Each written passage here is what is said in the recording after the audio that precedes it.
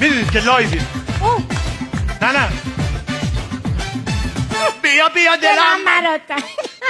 با شما خوش میگذره. با شما هم خوش میگذره. من میگم بریم شمال. منظورم تو کار بود. بله. من جلو شما رو میکشم، شما کاری نکن. تو رو خود بذار من این کاری بود. یه آهنگ اگه ممکنه. چه به موقع هندی هم اومد.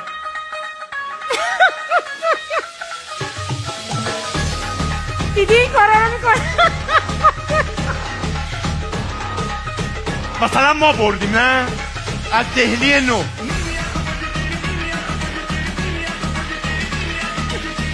بفهم چه عزیزانی رم انتخاب کردن برای برنامه لایو که تو هر برنامه‌ای تشریف میارن 2 ساعت 1 ساعت و 40 دقیقه سانسور میشه. انتخابا عالی بود. هر موقع بگی من در خدمتم با هم میریم یه دور. چرا ایشون باید شما رو ببره؟ عزیز من چه ایرادی داره؟ بابا با رضا جان تو فرشته به چرخی. من یه سوالی هست. نه شما میدونید که الان ما لایویم. خب باشه. همینجوری گفتم.